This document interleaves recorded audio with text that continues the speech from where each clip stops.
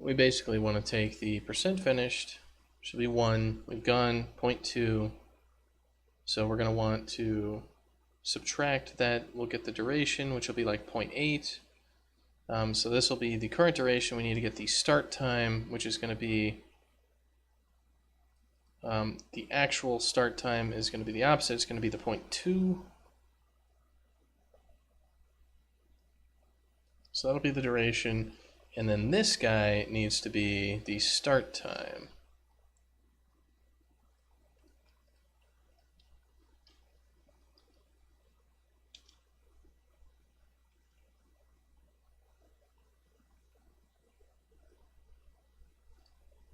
Do we even have the ability to set the current time?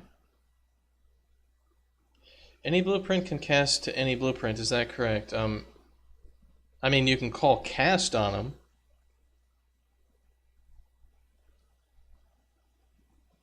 I mean, they definitely can't be cast to other blueprints if they aren't that type. I mean, it'll return invalid if you're like trying to take a player controller and turn it into a proxy actor or some shit. But that's kind of why you use events and interfaces and stuff like that. This is what animation should be on components. Animation controller. What do we got? We've got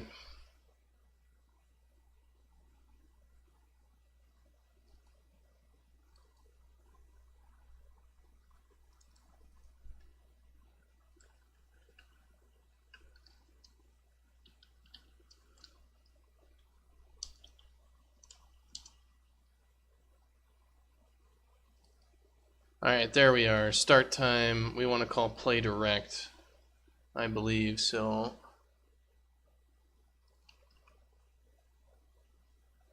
where's our, we don't have a start time and duration. Play default from time. So we don't actually have a function that's going to do this. We need to have a play direct, which calls this. Do we have it in the Dashkin animation controller component? We've got a lot of things here. We have a play EX with an animation name. So I think that's what we want to do. So we're going to call play EX, which is going to have the start time be this start time. This is going to be the duration. We don't want to reverse it. We do want to interrupt. And it's not going to be play EX. It's going to be play EX by ID because we have that. Interrupt. I believe interrupt will only interrupt if it's different. So we do want to interrupt because it should be different because we've just landed. But interrupt could be false. So we're not going to reverse. The animation ID is this guy. And we've got our target. So we pretty much need to call this guy.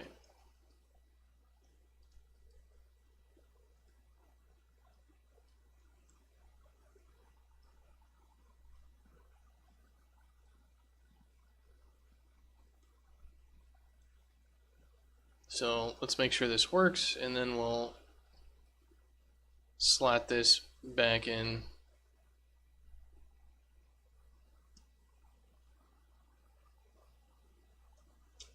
We'll organize it once it works.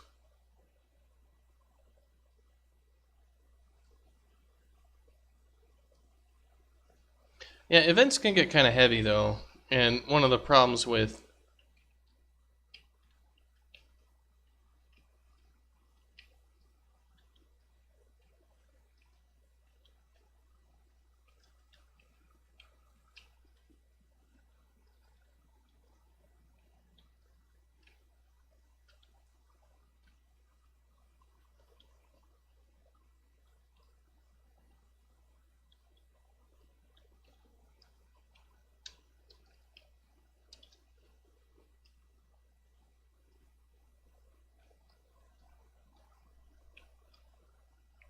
All right, I think that does exactly what we want to do. So I think Caracan will be happy with those results. Maybe not happy with the spaghetti here, but you know, everybody's got to eat.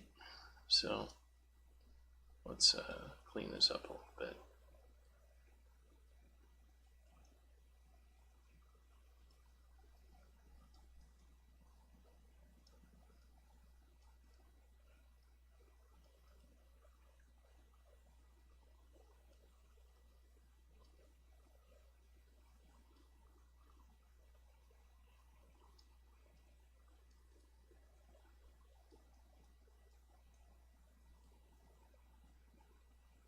Yeah, one of the things I don't like about big event-driven systems is a lot of the time you disconnect logic from other logic.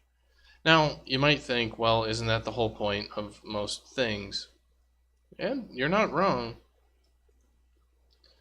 But I find with a lot of programming, big event systems can just turn into a fucking mess.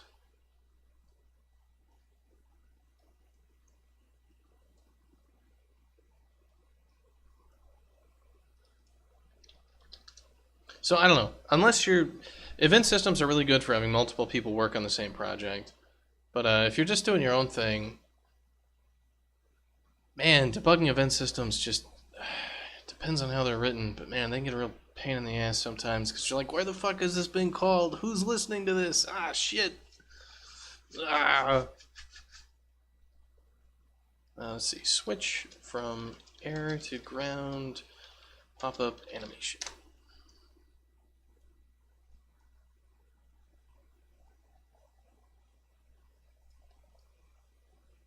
Excellent.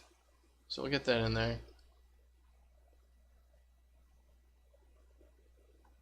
Yeah, and usually the heaviness of event-driven stuff usually comes from just more things than you expect, paying attention to the events that you're throwing and not doing anything about it. And it can be sometimes difficult. So, like, if you have an event-driven system, right? So, event A, like object actor A throws event A, which is received by actor B, who throws event B, and actor A is listening for event B. You'd better make sure that actor A doesn't throw fucking event A again. Otherwise, you end up having this infinite series of these events getting thrown. And the problem with some of that with event systems is usually you have to wait until the next frame for an event to actually fire. And that's to prevent actor B from throwing event B, which is heard by actor A, which then, goes into an infinite loop inside of that one frame. Just boom, and just it blows up immediately. On the other hand, having an event-based system that doesn't act within the same frame will introduce artificial frame delays for things. So if you have let's say you have input where a person goes from on ground to in the air. Well, the system that I have, I should say, if you have a system that actually has to wait a frame before it can do stuff, like now you're in the air, you can do a ground pound, you actually have to wait for next frame's input in order to buffer up that move. But if you transition to the air and then immediately read input and then can immediately go into the ground into the ground pound and everything, you can get sub-frame actions which make the game much more responsive. So this game, very much not event-based and that sort of thing. So we can do some of those. So it just depends on what you're doing. I use events for the UI. That's for damn sure. That's exactly what that shit's for. You plan to use a lot of trigger volumes and bools in your game, then just reference everything to those bools. Not sure yet. That's what you were thinking. Well, that's like these GM attack speed things here. I've got these static methods that take your player type and return these global variables, and I can just change these at any time, and everybody just references them globally. So if you're doing stuff like that, it's a good pattern for very globalized data. The other thing I don't like about event systems is a lot of people will assume that if you throw an event that an actual happens, such as if you throw the create bots event, that'll make bots, right? Well, what if you throw the create bots event before the listener for that event exists, so it doesn't make bots? It can be difficult to know if the action you wanted to happen actually happens.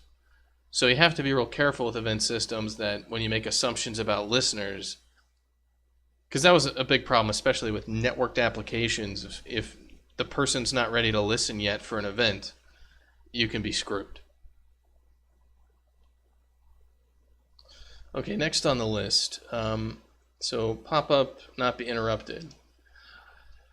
Let's go into the bots and let's look at why the bots wouldn't be behaving.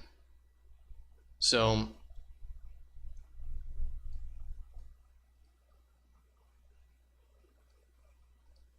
let's go to the bots and let's just start and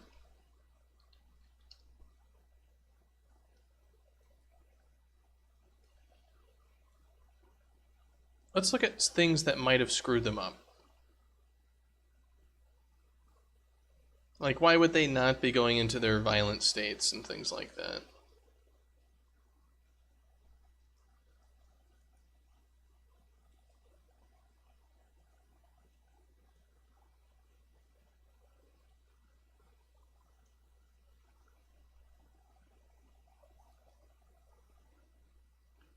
And that should be alright. So the anger multiplier is getting multiplied by anger score, and it's setting on our anger meter.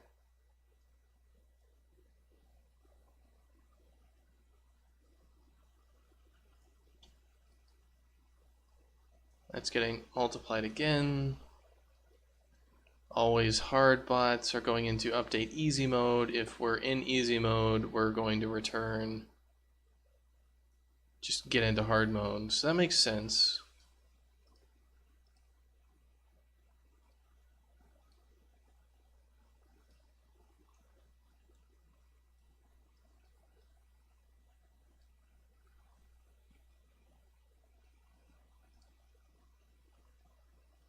So if they're never supposed to be hard, then they're never going to go into hard. They're also going to set their anger meters to 0, which is exactly what should be happening. Otherwise, we check that guy. All right.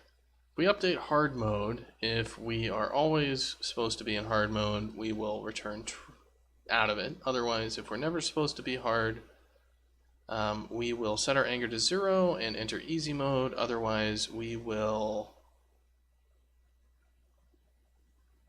If our anger meter is less than 0, we will enter easy mode only if our hard mode timer is run out. Okay, so that's good. AI never hard is only there. So it's not going to be inside of our standard class, probably. Let's go to our attack. Let's look for GM underscore in this guy.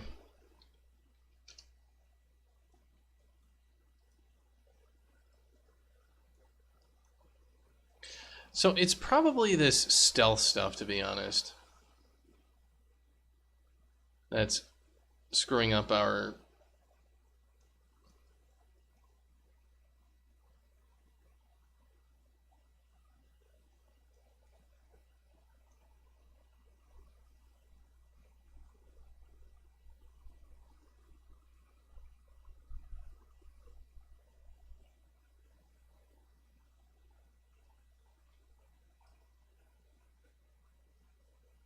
Let's just remove the stealth stuff. They're going to come at you even if you're stealthed. I mean...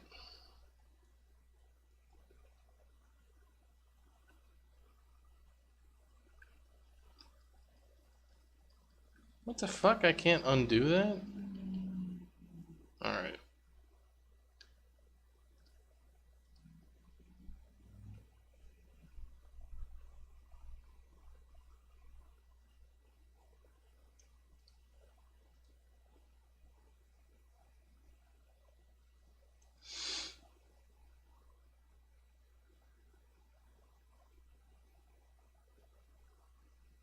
It's probably not the stealth stuff.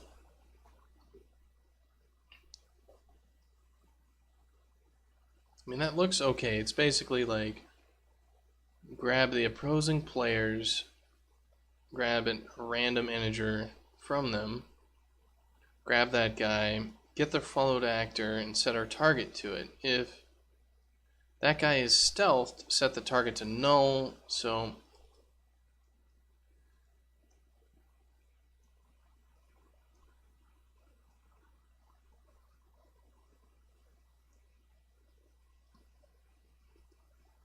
if target is not valid, set to idle, otherwise control the target.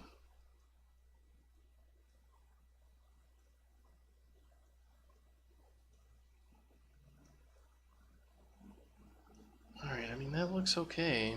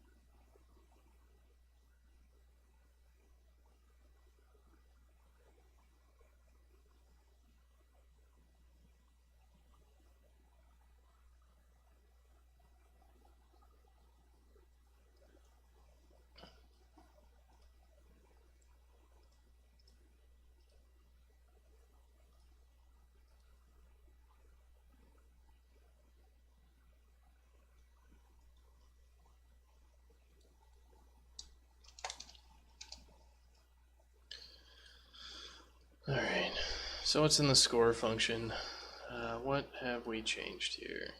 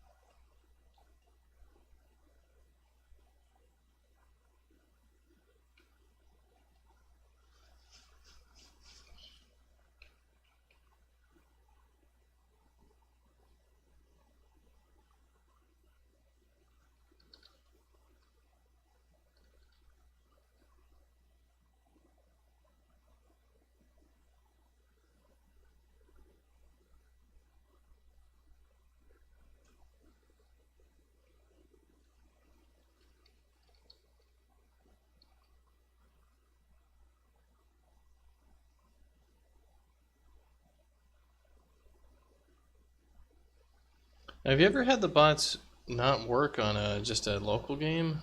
Or is it just only on servers?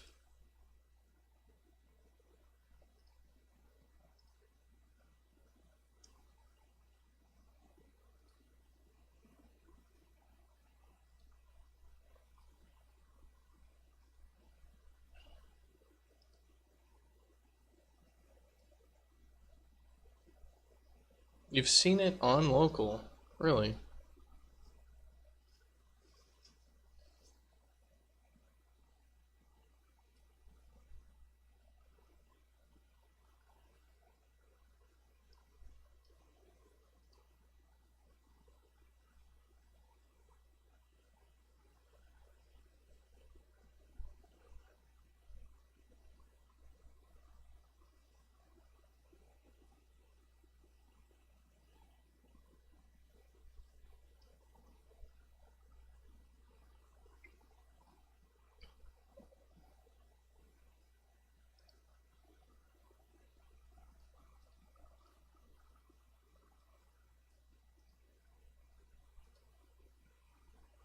What? Why did that explode?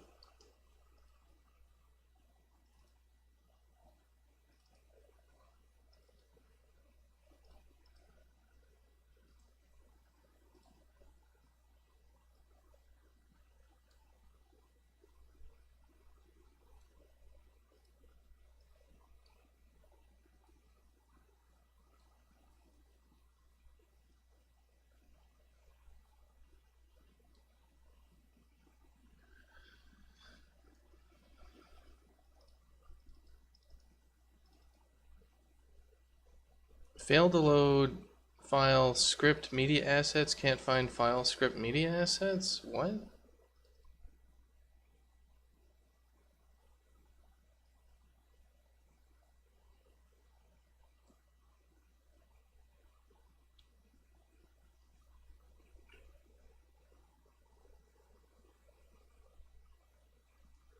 Hmm.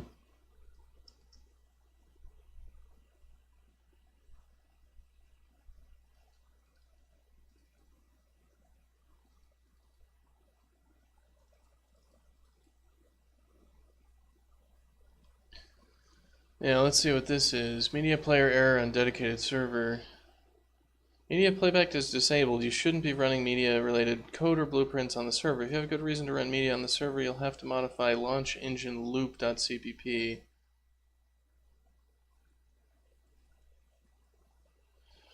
I talked to a blueprint guy, and the way things are currently set up, this is indeed problematic. You need to try to find out which blueprint is trying to load the media. This may not. This may be another blueprint loading another blueprint. Try to arrange your blueprint in a way that does not reference media-related assets on the server.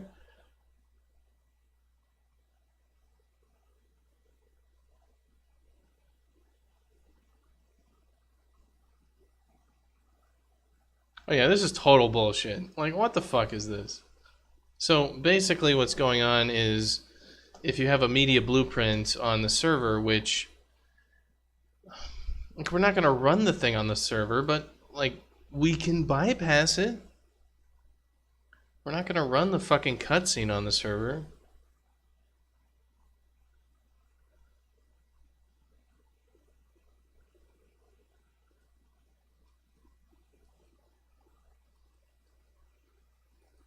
Alright, so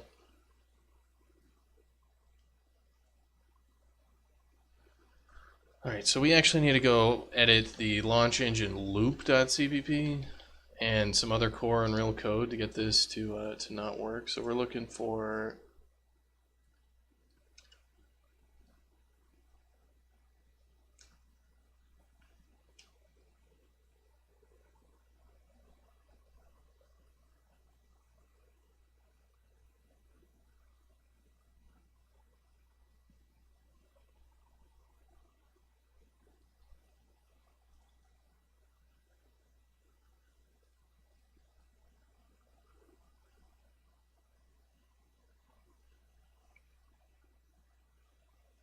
so he's saying move this line out of the if statement right underneath it. Media assets. So we need to edit core Unreal here. Fun times. So media assets needs to be loaded. And we need to go to media source. Jesus Christ.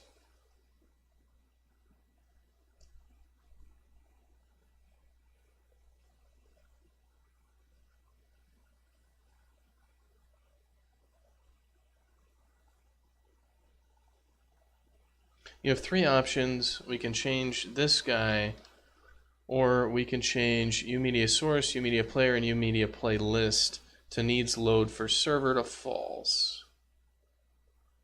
Try to find this maybe. Try to arrange your blueprint in a way that does not reference media related assets on the server.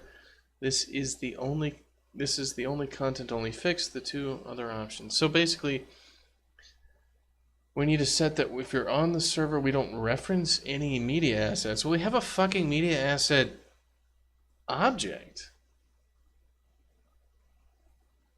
So why don't we try...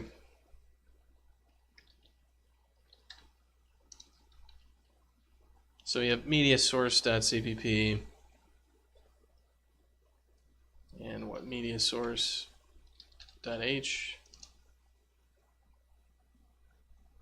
needs load for server.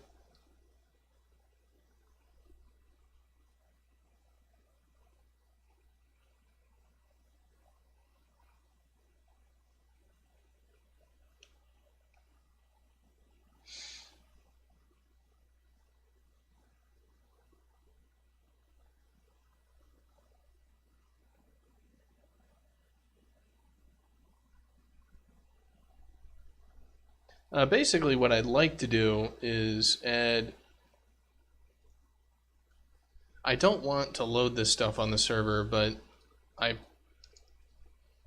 so I'm thinking the Linux stuff might blow up with some of this media stuff. All right.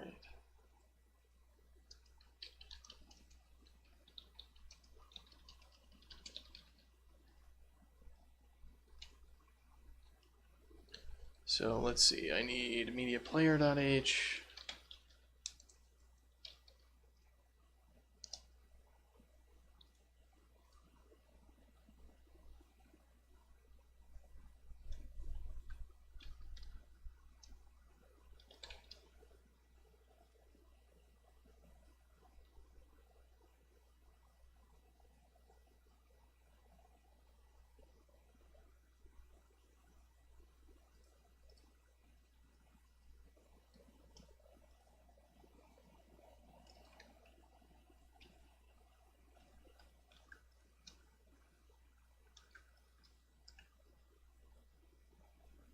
And media playlist.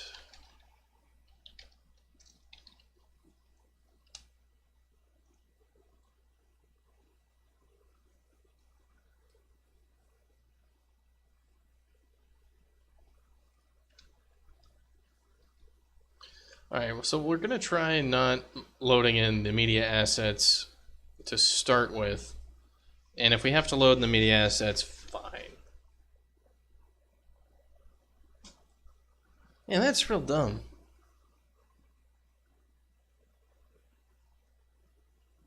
Yeah, that's why we're sticking, I'm pretty sure, to 4.16 for this game for a while. Like, I don't see any reason for us to upgrade.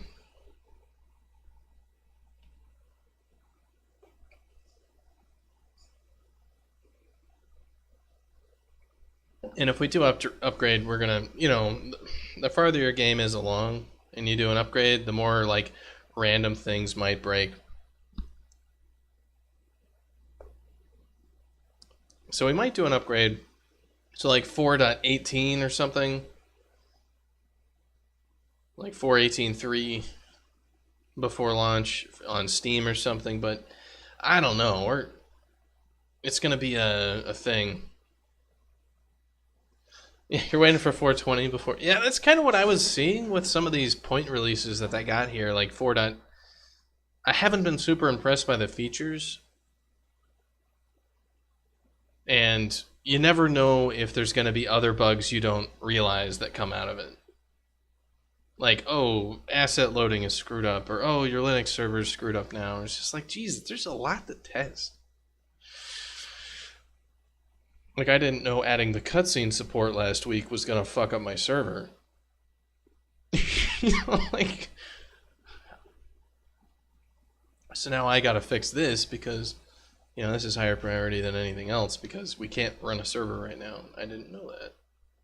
Which also comes to, I need to start up I need to log into my AWS account and start up the test environment. So let's grab our password for that.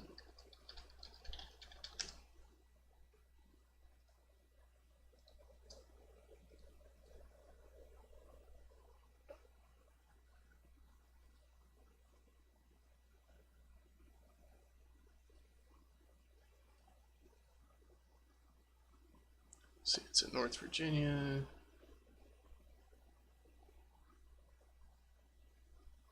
Dedicated game server test. Yeah, let's start you up. Alright, so that'll be starting. So let's go to that training level.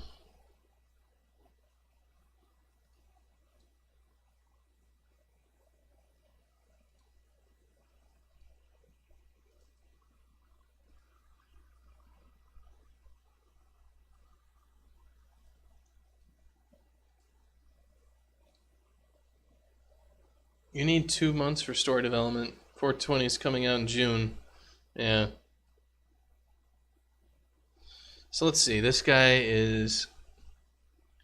Can't find assets for screen assets. No. Yeah. Alright, that's fucked up still.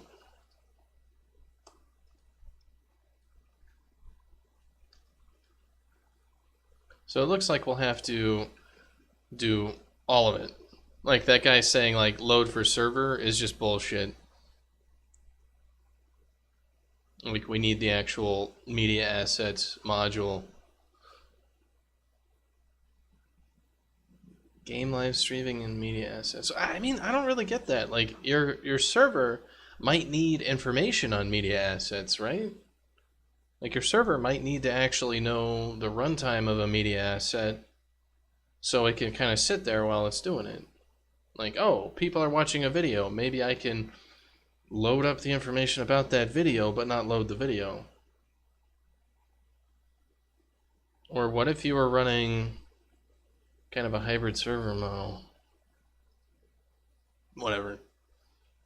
Because I've got this cutscene actor, and basically what I would have to do is never create the cutscene actor if it was a dedicated server. But this thing is just compiling the damn thing.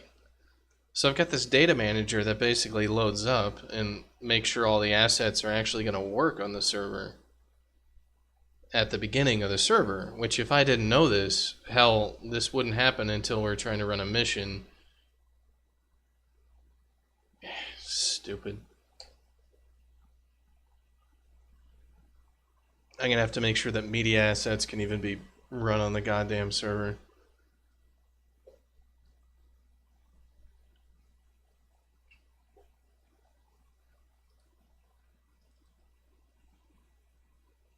If that thing works on Linux, even if it does nothing. I'd imagine it does. Okay, initializing, compiling, loading data manager, loading assets, game constructor, player stun, compiled, player logic, boot it up, stats, game mode again.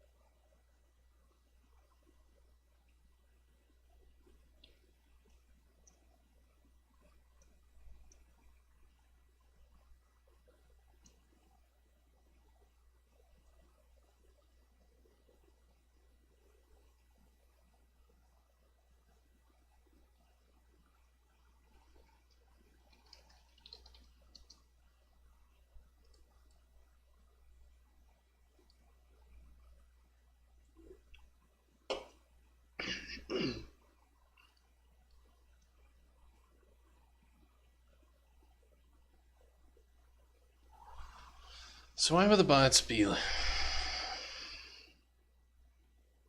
like this?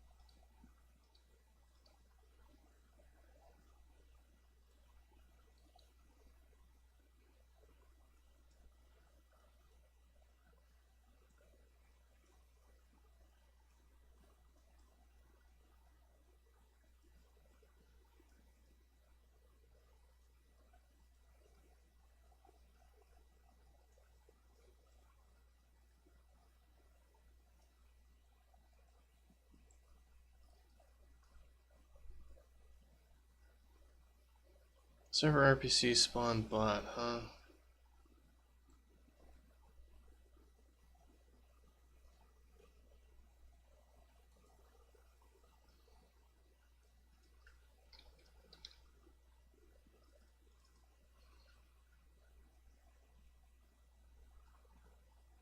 Nah, we're not using any nav meshes.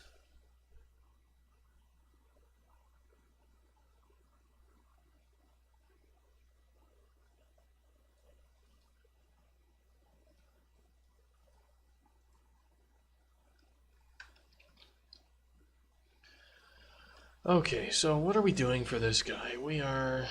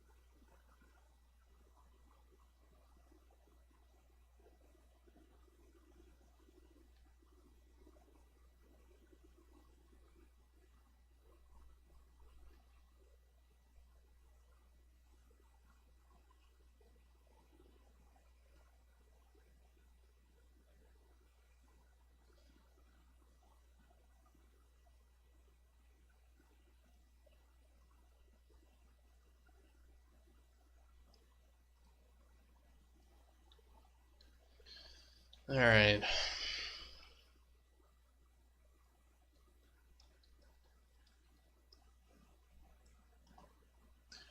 Trying to think if there's something else going on.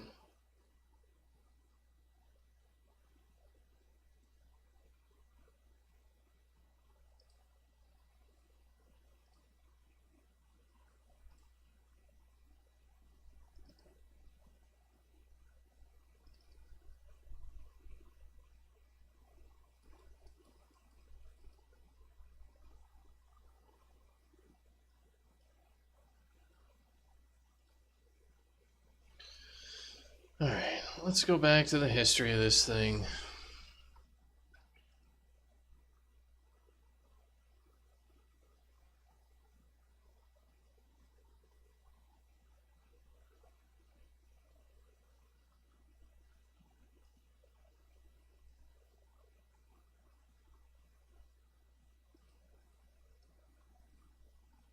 Let's look at when we change the bots.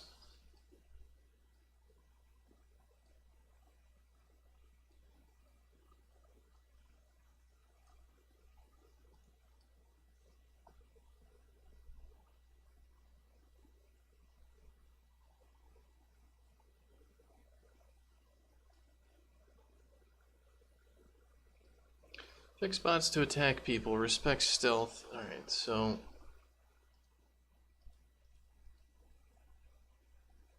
we changed the Dashkin game mode data.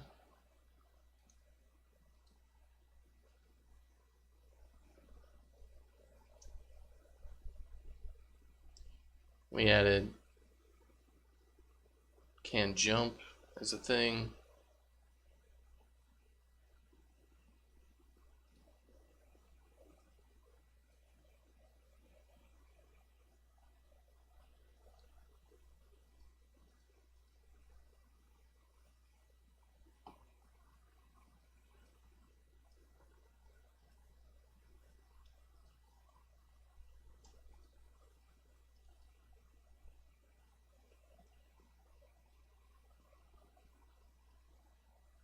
So what revision was this for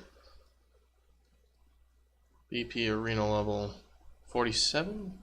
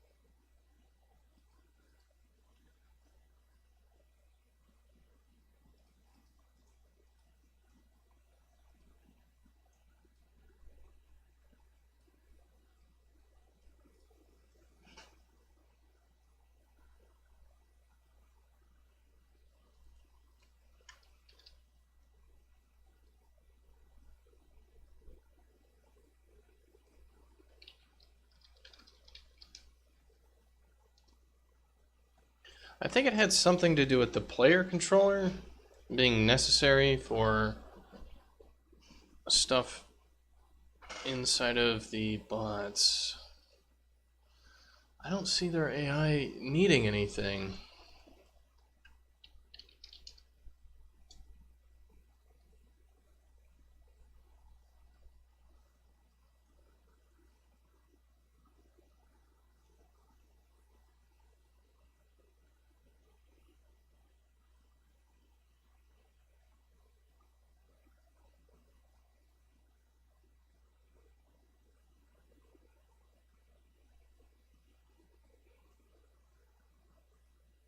Like, yeah, these player controllers, this get player controller method is not going to work because these guys don't have player controllers because they're on a server.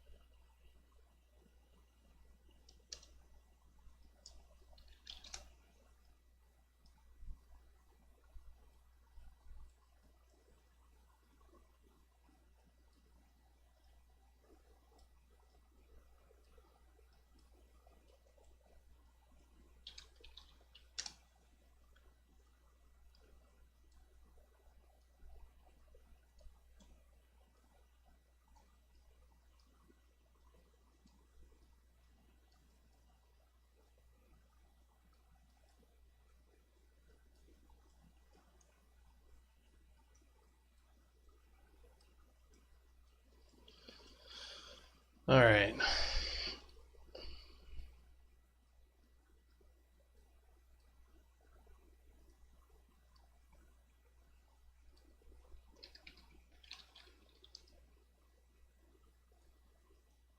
What is this? Chat message structure.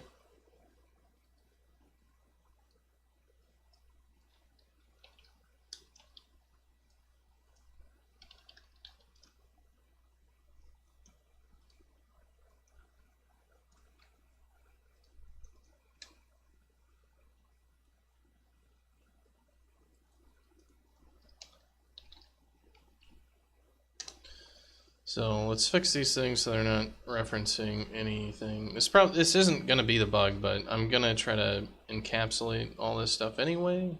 Just if I see something wrong, I'm gonna try to fix it.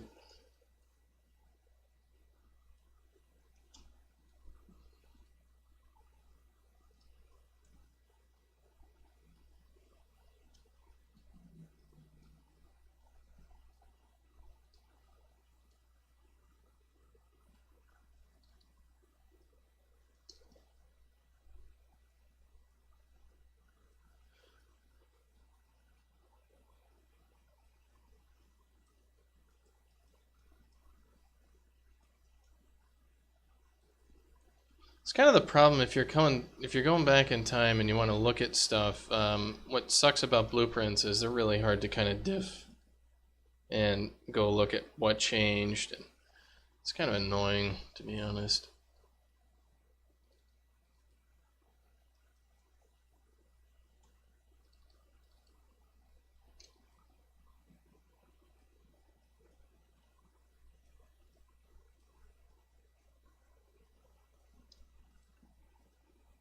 Like, I started using a bunch of the blueprint stuff because I wanted to learn it as well as I thought it would solve problems.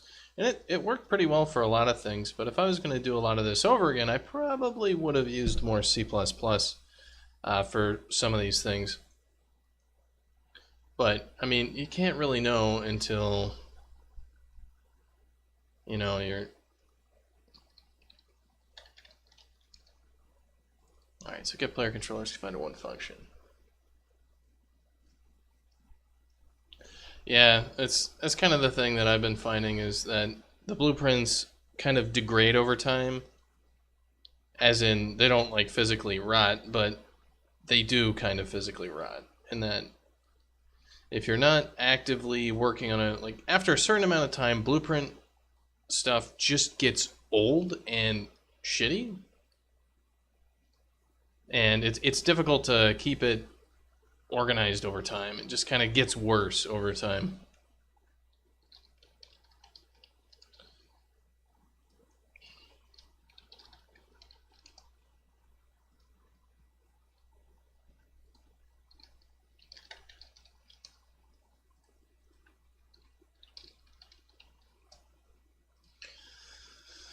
All right.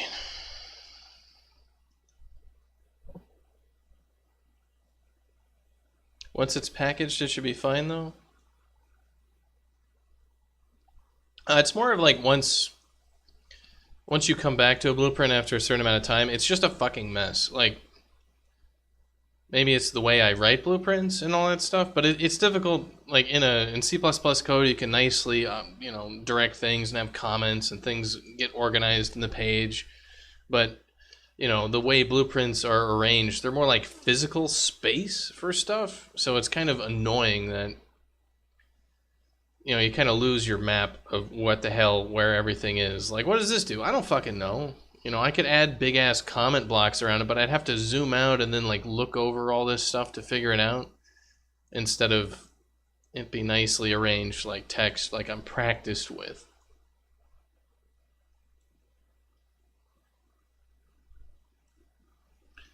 So the question would be, with bots, like, how do these bots get stuck doing nothing? Like, what are they doing when they do nothing?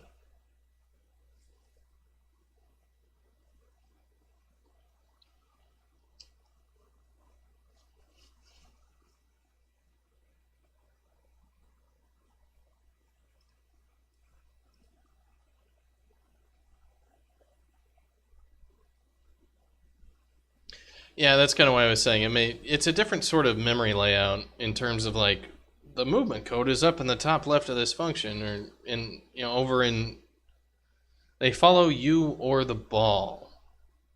Let me see. They hit you, but not the ball. So they're not going into their score mode, perhaps?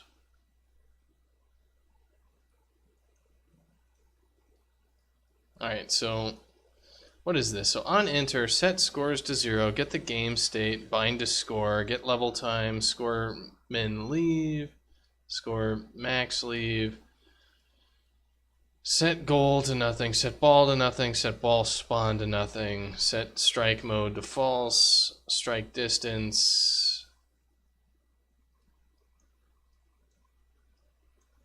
So they follow you or the ball, but they never actually start to score. So find ball and goal. If that's false, then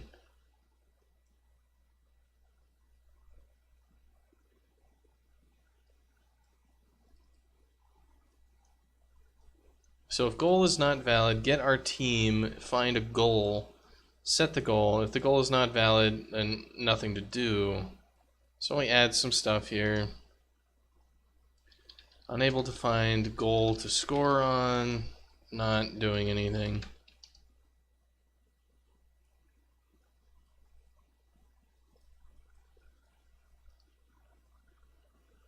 Alright, Anlau, have a good one. Hopefully your story writing goes quite well, sir.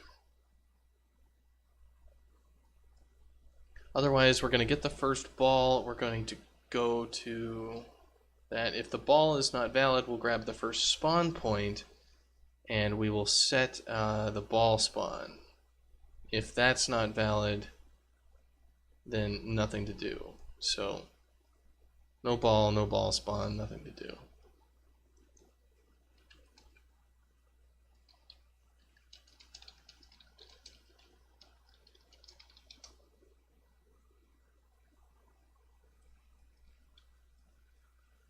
So they follow the ball. So, okay.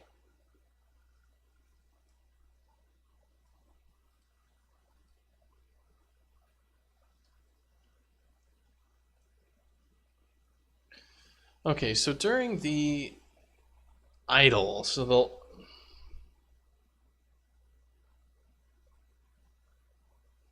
But they worked after that.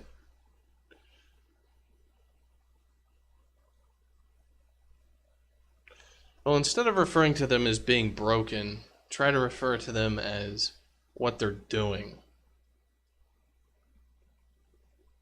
Because we've got these three sort of things, so only do follow. What is...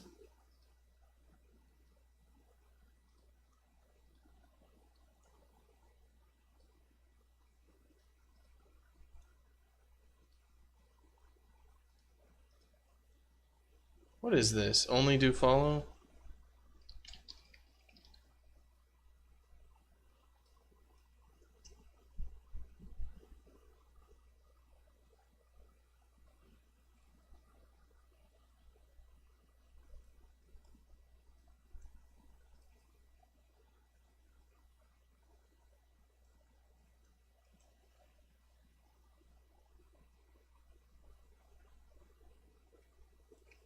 Cannot hit the ball. Now, you don't mean cannot hit the ball. You mean will not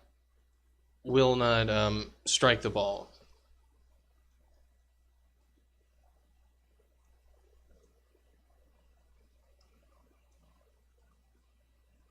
So they'll follow the ball, is what you're saying. They'll linger around the ball, so they will follow the ball, but they will not actually go and hit the ball. Will not attempt to strike, yes. Alright.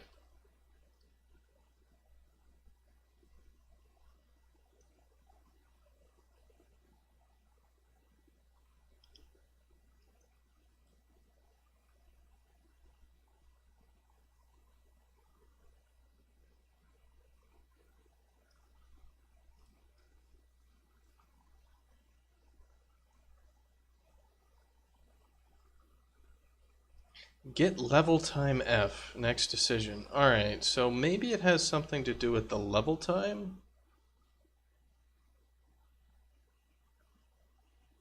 Yeah, that could do it. Alright, so